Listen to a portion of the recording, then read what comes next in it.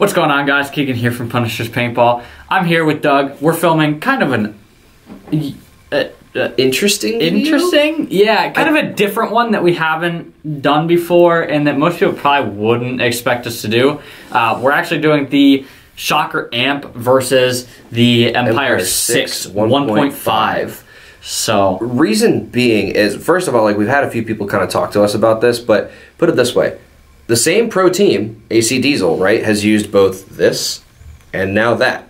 So the argument is, if it was good enough, if both were good enough for a pro team, why spend the extra money on the Shocker Amp? Yeah. So we're going to cover that today. The link to purchase either one of these bad boys is in the description below. If you like this video, make sure to subscribe to the YouTube channel, and we'll catch you after the intro.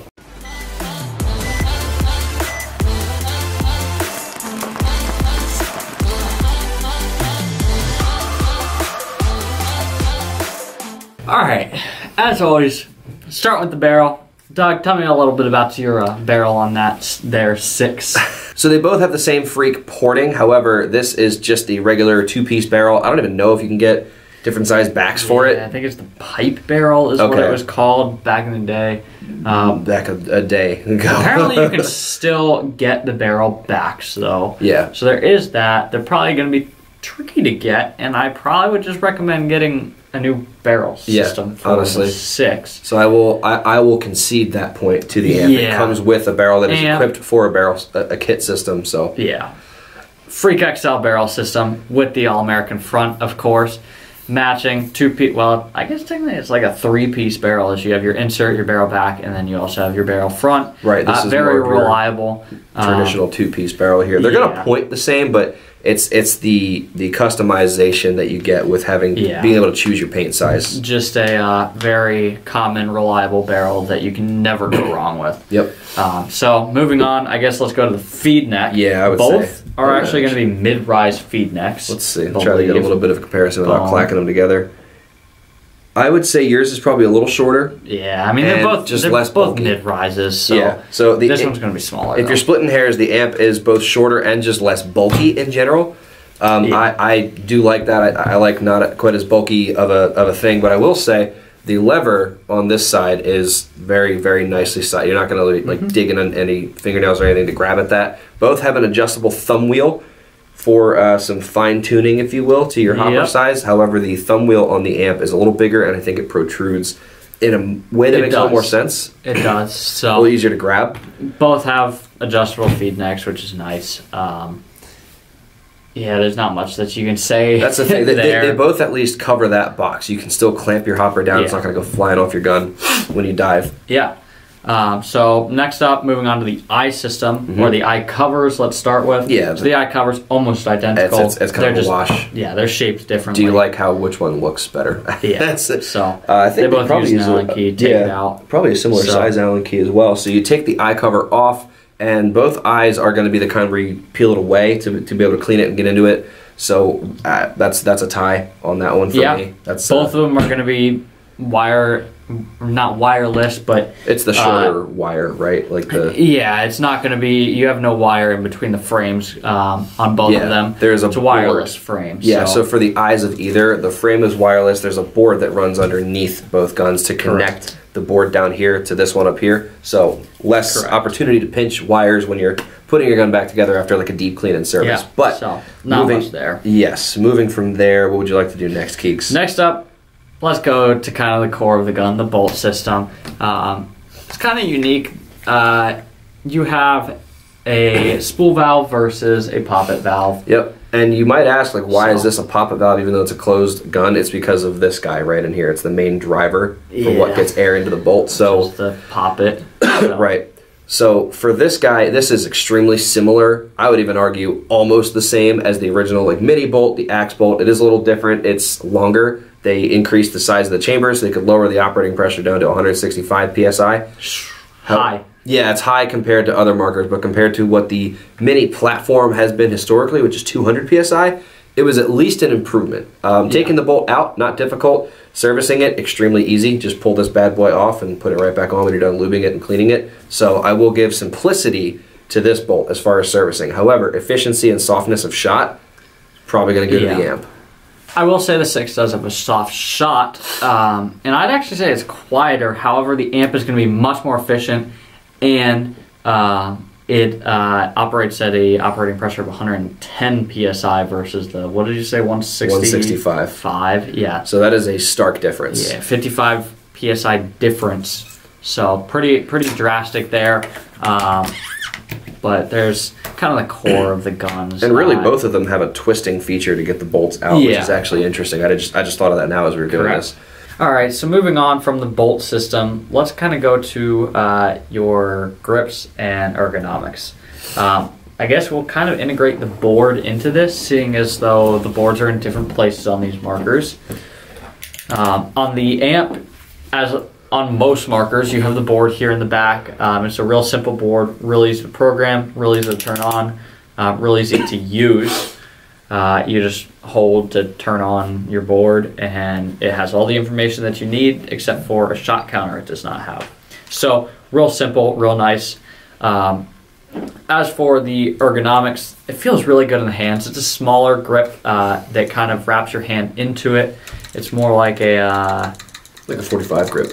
Yeah, like actual pistol. Yeah, it's just very tight and wraps your hand into it. So overall, I really like it. Small front grip, I will say. However, you can get a grip to beef that up. So that's good on the amp for that. That's the amp. So as far as the Syx, it's a fat boy in the hands a little bit. It's a comfy grip, don't get me wrong, and it does taper a bit. It gets a little thinner as it goes up to where your thumb is actually going to be, so your fingers have more to hold on to down here a little. But yeah, put it this way, this ain't no UL grip like from Dye. But yeah, so it feels good in the hands to me. I like the way the trigger feels. The front grip looks crazy, and when I used to see videos when these things first came out and see these reviews, I'm like, that probably feels terrible in the hands. I actually don't hate it. Genuinely, like, this is not the end of the world as far as actually playing with it. I think this is one of those things where it's a little mind over matter. Like, if you can get over how it looks, it feels pretty good in the hands. However, there's not a lot of space in between here, so the gun feels pretty short. I really would wonder how back heavy that makes it feel when you've got everything set up on it. And just, I like how there's a lot more space in here for the amp, so you can really grab on, get your thumb in without breaking it off, anything like that. Without anything on it, it feels relatively balanced, but yeah, again, I suspect that it would start to lean back on you a little bit once you actually get tank and hopper on it. So ergonomics on this one are probably going to go to the amp. I won't fight that one too hard. 100%. The amp just feels better. It doesn't have that massive rear grip, which is a pain. So speaking of grips, though, I will say the grip material on the amp isn't quite as sticky, grippy, vulcanized as Shocker in general has always been known to have kind of very like matte, like non-slip grips. Non-stick, very kind of slippery-ish grips, which I would agree with that as well. But the gun overall feels better in my hands, so I might give the point to Shocker. Yeah, you just got to wear them in.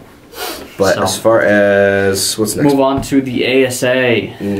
ASA, not a huge difference in between the two. Screw your tank in. You got a kind of screw in on-off ASA here, and you have a lever on that. That comes down to preference and what you care about. Yeah. I personally am not bothered by the screw in of the amp. Some people really feel like that is a disadvantage, and like it's too easy to turn their air off while they play. I don't know what you're doing. So I would disagree with that. Most people will think that this. This is easier. I've heard people complain before about the turn knob thing. I just don't see it. I think there's nothing wrong with it. Yeah.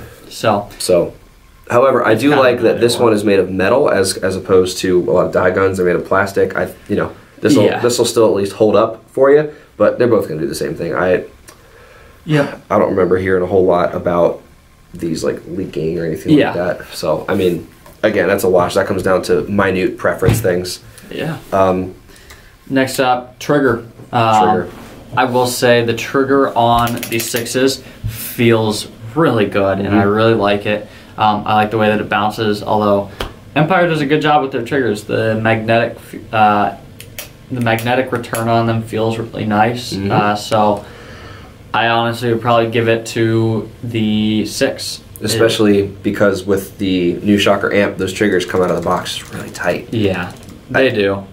overall, I'm just a fan of the Syx trigger, and there's a lot of space in that trigger. There is a ton of space, and there's a lot of, like, the trigger board itself is just long. Like, you just have a lot of surface area to put your fingers on. So, I mean, like, yeah, honestly, like, high five to Empire for that. Next, we're gonna go with batteries for the gun, how to replace. I would definitely give it to the Syx as far as battery removal. It is toolless. You unscrew the barrel. There's a little, essentially the screw is kind of also a button that's on here.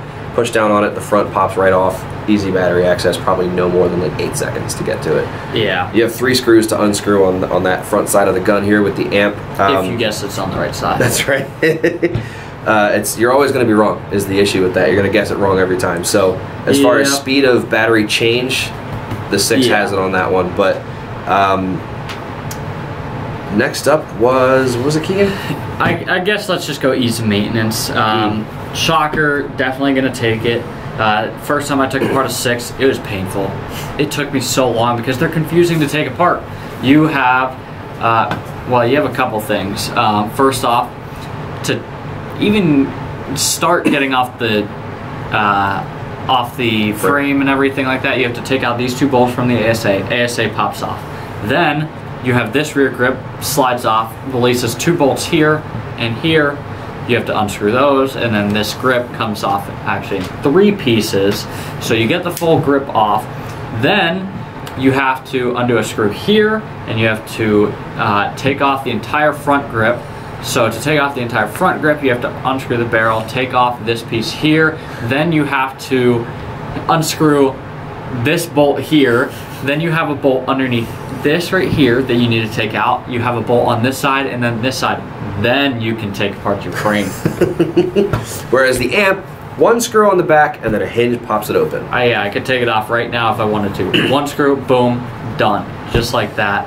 Change frames, everything like that. So easy. That's, I guess, another one too, is that with the amp you have the ability to change into a mech frame, the CC frame that'll be coming out hopefully sometime this year. Yeah. So if you were wondering what it is that really, like, oh, why does it have to cost so much more? Why do I bother with the amp? There's some pretty premium features on it that I think just they cannot be overlooked. Barrel, operating pressure, ergonomics, efficiency, ergonomics, ease of maintenance. Ease of maintenance. And that's the thing. I think the only thing that isn't a wash or a tie that the Syx, I would say, is a victory over the amp is changing the battery. And I guess the trigger. Yep. But, so really, for paying $200 more, I feel like it is just worth the money to go for the Shocker amp, in all honesty. So, and I'm not even going to argue for it. I am trying to explain to you guys the value of the Shocker amp. They really did something great by dropping this last year. I can't speak enough about it on good things. But the one thing I will say is the Syx, very unique, very different from what most other people shoot.